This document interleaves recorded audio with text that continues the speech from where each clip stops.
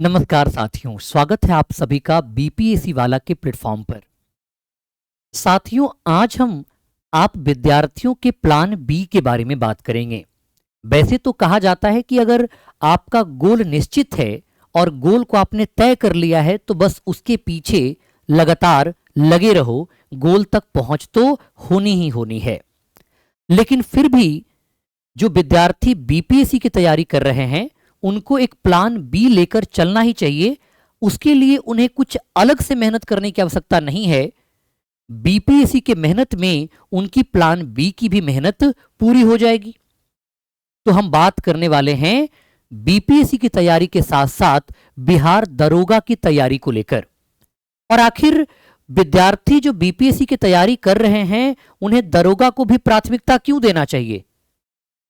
ऐसा क्या है जो उनको कुछ अलग किए बिना भी वो दरोगा की परीक्षा में शामिल हो सकते हैं?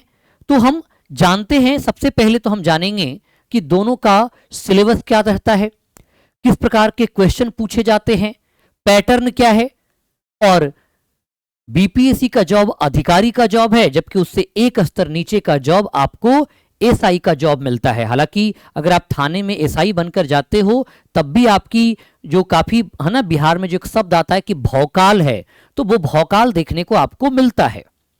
यानी कि जो आप पद और प्रतिष्ठा प्राप्त करना चाहते हो वो समाज में आपको दरोगा का जो पद है वो भी दिलाता है।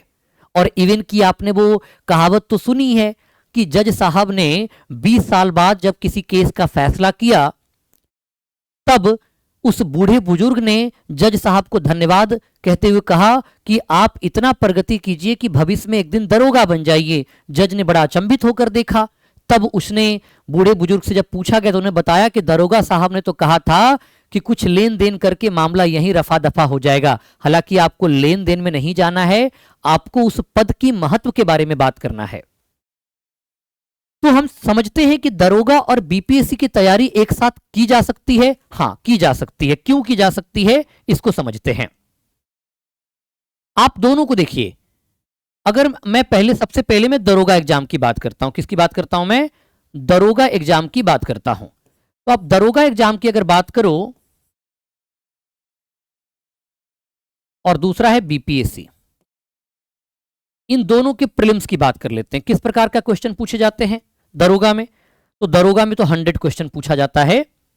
यहां पे जो प्रीलिम्स इसकी पेपर होती है, प्रीलिम्स एग्जामिनेशन, वो 100 क्वेश्चंस का पूछा जाता है और 200 मार्क्स यानी कि 200 मार्क्स हो गए। 200 मार्क्स यानी कि 200 मार्क्स के यहां पे पूछे जा रहे हैं। जबकि बीपीएससी की बात करें तो बीपीएससी के प्रीलिम्स की आप बात करोगे तो यहां पे आपको 150 क्वेश्चन पूछे जाते हैं और प्रत्येक क्वेश्चन 1 नंबर का होता है। तो 150 मार्क्स पूछे जाते हैं, क्योंकि प्रत्येक क्वेश्चन 150 क्वेश्चन होते हैं और प्रत्येक क्वेश्चन का 1 मार्क्स निर्धारित है। तो टोटल कितने हो गए? 150 मार्क्स हो गए। अब समझना हमें यह है कि सर दोनों के सिलेबस में क्या मेजर डिफरेंस देखने को मिलता है? दोनों की योग्यता में क्या मेजर डिफरेंस देखने को मिलता है? नहीं, ऐसा बिल्कुल भी नहीं है। अगर आप देखो यहां पे, सबसे पहले तो मैं आपको बता देता हूं कि बीपीएससी और बिहार एसआई का सिलेबस क्या है। जो प्रीलिम्स का सिलेबस है, ये दोनों का सिलेबस आपको एक जैसा ही देखने को मिलेगा। लगभग चीजें समान है। जनरल साइंस का वेटेज बीपीएससी और बिहार दरोगा, इन दोनों भर्ती परीक्षाओं में अच्छा खासा रहा है। आपको 18 से 20 प्रश्न जो है दरोगा के पेपर में देखने को मिलेगा और 30 प्रश्न जो है आपको बीपीएससी की परीक्षा में देखने को मिल जाता है। करंट अफेयर्स, तो करंट अफेयर्स का वेटेज दोनों परीक्षाओं में है। पहले तो दरोगा में लगभग 10 क्वेश्चंस के आसपास पूछे जाते थे, लेकिन पिछले अगर कुछ प्रश्नों को देखा जाए पिछले वर्ष के, तो उसमें वृद्धि देखी जा सकती है। तो अब यानी कि पेपर को थोड़ा डायनेमिक बनाने के लिए करंट अफेयर को भी ज्यादा उपयोग किया जा रहा है, ज्यादा डाला जा रहा है। और बीपीएससी के एग्जाम में भी यही चीजें देखने को मिलती हैं। हिस्ट्री आपका एक इंपॉर्टेंट पार्ट कवर करता है, जो इंडियन हिस्ट्री ऑफ इंडिया है, एंशिएंट हिस्ट्री, मिडिवल हिस्ट्री और मॉडर्न हिस्ट्री। ये 3 पार्ट हैं हिस्ट्री के। और ये बीपीएससी के पेपर में भी रिलायबल रोल प्ले करता है और दरोगा के पेपर में भी रिलायबल रोल प्ले करता है, और दोनों का सिलेबस भी बिल्कुल सेम है, हमें पढ़ना भी सेम स्तर का है। अंतर इतना है कि बीपीएससी के मुख्य परीक्षा के लिए हमें थोड़ी कॉन्सेप्ट की नॉलेज गहराई में होनी चाहिए, लेकिन सभी टॉपिक की नहीं। बीपीएससी का जो मेंस का सिलेबस है वो बहुत ही डिफाइंड सिलेबस है हिस्ट्री का, और आप अगर ईमानदारी से पढ़ो तो 7 से 8 दिन में पूरे के पूरे सिलेबस को प्रिपेयर कर सकते हो, अगर ईमानदारी से पढ़ो तो। मेंस के सिलेबस की मैं बात कर रहा हूं, बहुत ही छोटा सिलेबस है बीपीएससी का। इंडियन पॉलिटी की बात करें, दोनों में सेम पढ़ना है, इंडियन कॉन्स्टिट्यूशन को पढ़ना है, ज्योग्राफी सेम पढ़ना है, Indian economy as it is है। बस बिहार जीके की बात करूं तो बिहार दरोगा के एग्जाम में इसका वेटेज थोड़ा कम है। बिहार दरोगा की अगर परीक्षा की मैं बात करूं तो यहां पे इसका जो वेटेज आपको एग्जाम में देखने को मिलेगा वो कम देखने को मिलेगा, इसलिए यहां पे बिहार स्पेशल डिटेल से पढ़ने की आवश्यकता नहीं है। लेकिन अगर वहीं बीपीएससी की परीक्षा में बात करें तो यहां पे वेटेज ज्यादा है, यानी कि हालांकि पिछले अगर 2 वर्ष के क्वेश्चंस को आप देखा जाए तो काफी कम सवाल पूछे गए हैं, लेकिन फिर भी 18 से 20 सवाल तो पूछे जाते रहे हैं, यानी कि वेटेज ठीक ठाक देखने को मिलता है। जनरल मेंटल एबिलिटी, आपको बीपीएससी के प्रीलिम्स एग्जामिनेशन में जनरल मेंटल एबिलिटी से प्रश्न पूछे जाएंगे, लेकिन वहीं दरोगा के पेपर में आपको जनरल मेंटल एबिलिटी के प्रश्न जो है वो मेंस के एग्जामिनेशन में पूछा जाएगा, प्रीलिम्स के एग्जामिनेशन में पूछा नहीं जाएगा। तो अगर आप गौर करो इस सिलेबस को तो आप देखो कि जो दरोगा का सिलेबस है और जो बीपीएससी का सिलेबस है उसमें एक हद तक सिमिलैरिटी है।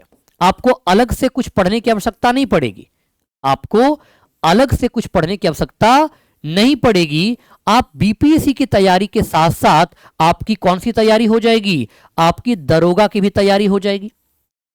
अब मैं आपको एक बात और समझाना चाहता हूं, बीपीएससी के अगर एग्जाम को देखो तो इसमें 3 स्टेज देखने को मिलेंगे आपको।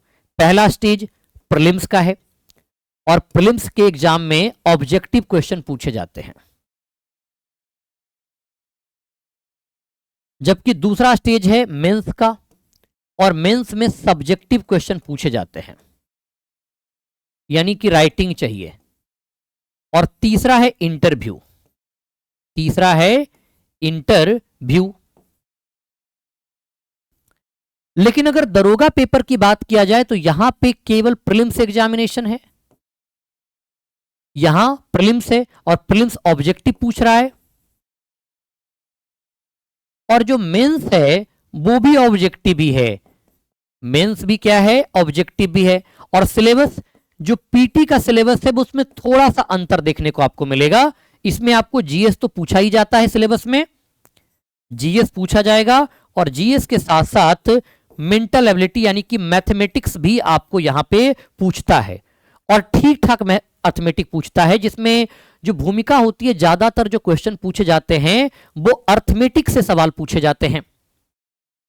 हालांकि पिछले कुछ 2-3 पेपर को देखा जाए तो कुछ थोड़े डिफिकल्ट लेवल के क्वेश्चन पूछे गए हैं, लेकिन जो आप सीजीएल लेवल का मैथमेटिक्स पढ़ते हो, जो बिहार सीजीएल में मैथमेटिक्स पढ़ते हो, अगर वो मैथमेटिक्स आपने याद कर लिया है बिहार सीजीएल लेवल,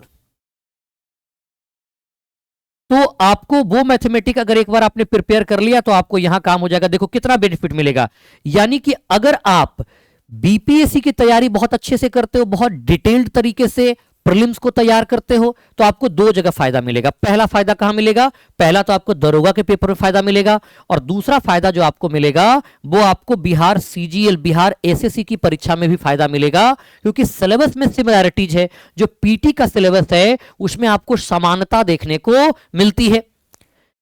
दरोगा एग्जाम में कोई इंटरव्यू जैसी चीजें है नहीं, यहां पे इंटरव्यू तो है नहीं, इंटरव्यू जो है यहां पे है नहीं, तो आपको यहां भी तैयारी करने से बच गए।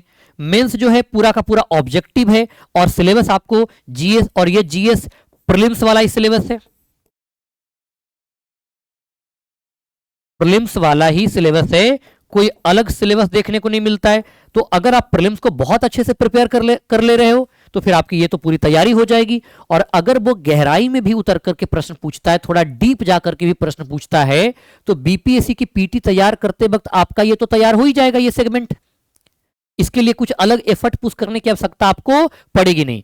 तो मैं आपको यह कहना चाह रहा हूं कि अगर आपका विजन क्लियर है कि आपको अधिकारी बनना है, बिल्कुल ठीक है, आप उसी पे लगे रहिए, लेकिन आप प्लान बी के तौर पर आप दरोगा में भी पार्टिसिपेट कर सकते हैं, क्योंकि इसके लिए आपको अलग से कोई तैयारी करने की आवश्यकता नहीं पड़ेगी। अगर अलग से कोई तैयारी करनी पड़ती तो मैं आपको सजेस्ट नहीं करता, क्योंकि आपके पास लिमिटेड टाइम है और वो आपको डेडिकेशन के साथ अपने ऊपर खर्च करना। लेकिन चूंकि सिलेबस सेम है और चीजें सेम है, तो हम क्यों नहीं जा सकते। और दरोगा की नौकरी अच्छी नौकरी है, समाज में आपको भौकाल बनाने में, मतलब आपकी रेपुटेशन, आपकी प्रतिष्ठा, आपके लिए एक सिक्योर लाइफ को इंश्योर करने में यह नौकरी भी कारगर है। और ये तो है ही, लेकिन आप इसके साथ इसको भी प्रेफरेंस दे सकते हो। तो क्यों दे सकते हो, ये क्लियर होना चाहिए। सिलेबस क्लियर है तो देखो, ये तो प्रीलिम्स का सिलेबस आपको क्लियर हो गया कि अब क्या है। अब कुछ चीजें मैं आपको और बताता हूं। हम एलिजिबिलिटी क्राइटेरिया की बात कर लेते हैं कि योग्यता क्या है हमारी, मतलब कौन कौन विद्यार्थी दे सकता है। तो सबसे पहले आप बात करो बीपीएससी एग्जाम एलिजिबिलिटी की। तो एग्जाम एलिजिबिलिटी क्या है, मैक्सिमम एज कितना रखा गया है, मैक्सिमम एज जो रखा गया है वो 37 है जनरल कैटेगरी का। अगर जनरल कैटेगरी में अगर मेल हो तो 37 ईयर मैक्सिमम है, इससे ज्यादा तक आप नहीं दे सकते हो। लेकिन अगर फीमेल हो तो 40 ईयर्स तक दे सकते हो। और अगर आप बीसी से बिलोंग करते हो, ओबीसी, तो बीसी हो बैकवर्ड कास्ट या एक्सट्रीमली बैकवर्ड क्लास, तो यहां पे 40 ईयर्स है। और अगर एससी एसटी हो, मेल फीमेल हो, तो 42 ईयर्स तक दे सकते हो। क्या कोई अटेम्प्ट नियत है, जैसे यूपीएससी की परीक्षा में अटेम्प्ट फिक्स है कि नॉर्मली जनरल कास्ट को 6 अटेम्प्ट दिए गए हैं, और वहीं अगर बात किया जाए जो ओबीसी हैं तो उनको कुछ और अटेम्प्ट मिल जाते हैं, 3 एक्स्ट्रा अटेम्प्ट मिल जाते हैं। इसी प्रकार से एससी एसटी वालों को कुछ और एक्स्ट्रा अटेम्प्ट मिल जाता है।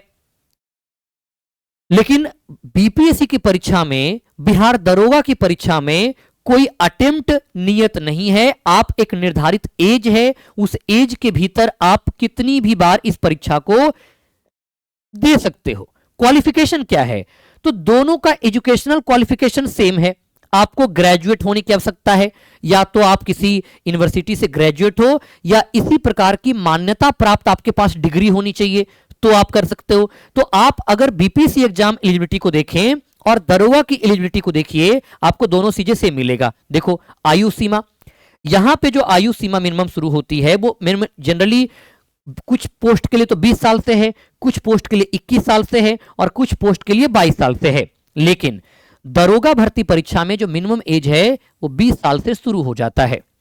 जनरली विद्यार्थियों का 18 से 19 या 20 साल के आसपास तक उसका ग्रेजुएशन कंप्लीट होता है, और ग्रेजुएशन कंप्लीट होने के तुरंत बाद आप पूरी तैयारी में जोश के साथ लग सकते हो, या तो आप ग्रेजुएशन के लास्ट ईयर से भी तैयारी शुरू कर सकते हो। और सबसे अच्छा अगर मेरी मानो तो आप ग्रेजुएशन के लास्ट ईयर से तैयारी को शुरू कर दो। आप अपने डिग्री एग्जाम के पेपर को भी पढ़ते रहो, लेकिन समय निकाल करके 3 से 4 घंटे अपनी कंपटीशन, अगर आपका सपना बीपीएससी अधिकारी बनना है, अगर आपका सपना बिहार में अच्छे पद पर जॉब प्राप्त करना है, तो आप वहां से पढ़ना शुरू कर दो। ग्रेजुएशन लास्ट ईयर से 20 से 37 वर्ष तक सामान्य है। लेकिन अगर आप ग्रेजुएशन फर्स्ट ईयर में हो, सेकेंड ईयर में हो, तो कोशिश ये करो कि उसमें आप डिग्री को ज्यादा फोकस करो, ताकि आपकी जो आधार है वो ज्यादा बेहतर हो सके। आयु सीमा 40 ईयर्स देखने को मिल रहा है। अगर ओबीसी और ईबीसी की बात करें तो बढ़ा करके कितना किया जा सकता है, 40 ईयर्स किया जा सकता है। महिला सभी श्रेणियों की 40 ईयर्स है, और पुरुष और महिला की एससी एसटी की बात करें तो 42 ईयर्स देखने को मिलता है, जो लगभग आपको बीपीएससी और बिहार दरोगा में सेम देखने को मिलेगा। प्रयासों की संख्या यहां भी कोई तय नहीं किया गया है, और बीपीएससी में भी प्रयासों की संख्या कोई तय नहीं किया गया। यहां कोई भी आपको कार्य का अनुभव नहीं चाहिए, यहां भी कोई कार्य का अनुभव नहीं चाहिए, यानी यहां भी नंबर ऑफ अटेम्प्ट फिक्स नहीं है। नंबर ऑफ अटेम्प्ट जो है, ध्यान रखना, वो नॉट फिक्स्ड, यहां भी आपका नंबर ऑफ अटेम्प्ट फिक्स्ड नहीं है। पॉइंट क्लियर है, तो ये आपको पता होना चाहिए दोनों को लेकर के। अब हम बात कर लेते हैं कि सर फिजिकल एलिजिबिलिटी क्या होनी चाहिए। फिजिकल एलिजिबिलिटी का मतलब होता है कि शारीरिक योग्यता क्या होना चाहिए। तो शारीरिक योग्यता की बात कर लेते हैं। सबसे पहले मैं बिहार एसआई की बात कर लेता हूं। बिहार एसआई में जनरल कैटेगरी वालों को जो हाइट होनी चाहिए वो 165 सेंटीमीटर होना चाहिए, लेकिन सारे कैटेगरी की महिलाओं के लिए एक जैसी ही हाइट तय की गई है और वो है 155 सेंटीमीटर। तो महिलाओं के लिए 155 सेंटीमीटर है और पुरुषों के लिए, जनरल पुरुषों के लिए 165 सेंटीमीटर। लेकिन अगर कैटेगरी वाले हैं तो ओबीसी वालों के लिए तो 165 सेंटीमीटर, यानी कि ओबीसी और जनरल, अनरिजर्व्ड कैटेगरी जिसको कहते हैं, अनरिजर्व्ड कैटेगरी में दोनों में सेम देखने को मिलेगा।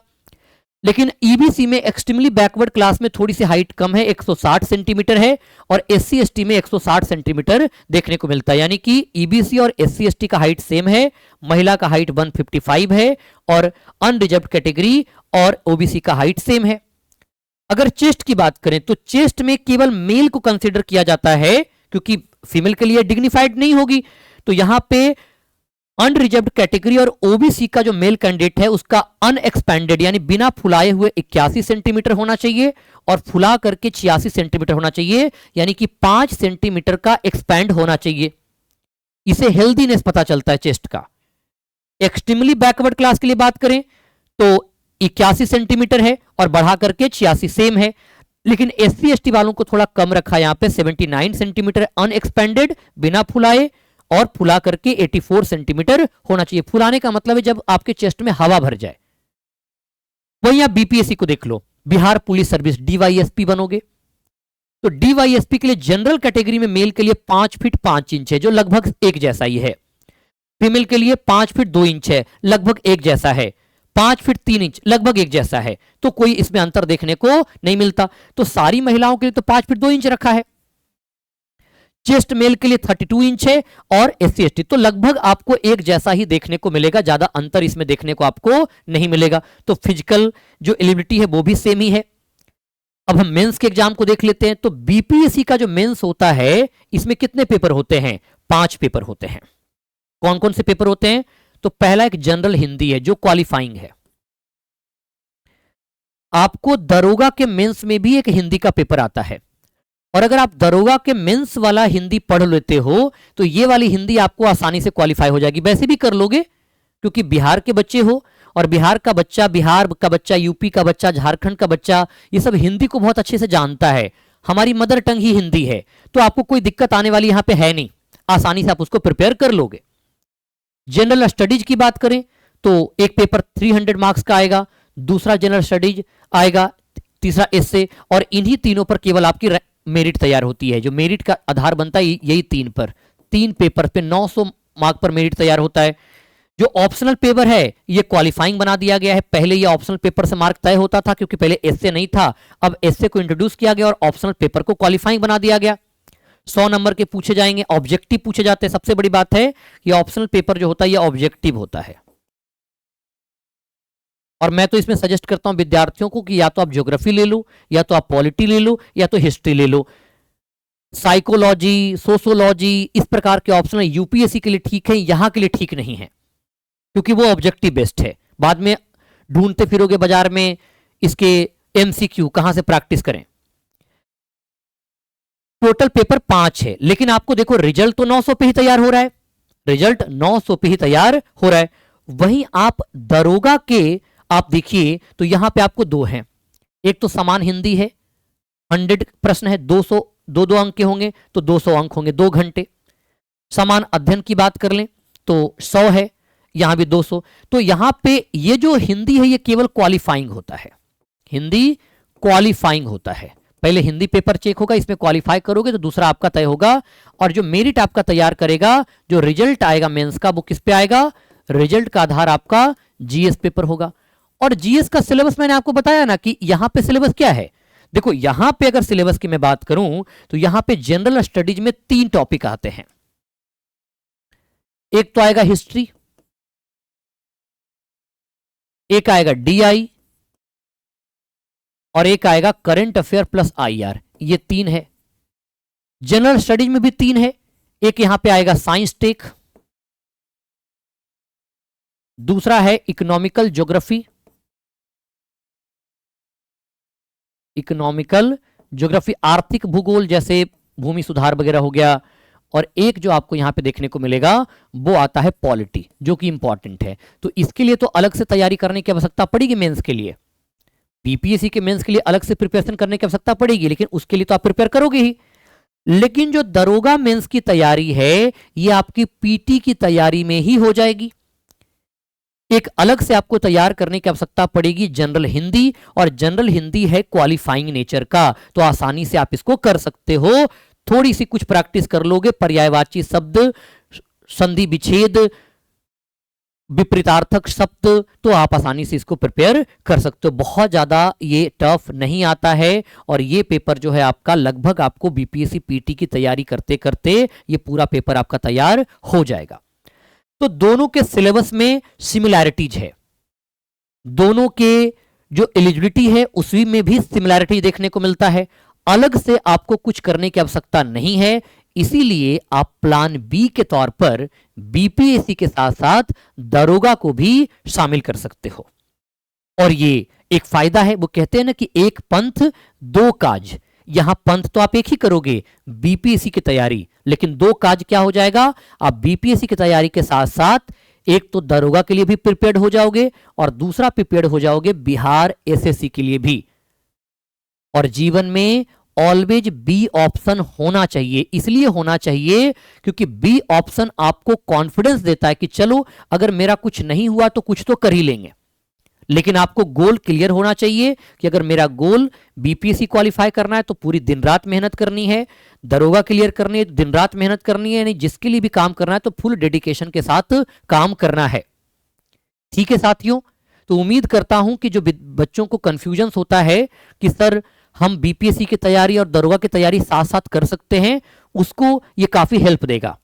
ठीक है साथियों, जय हिंद साथियों।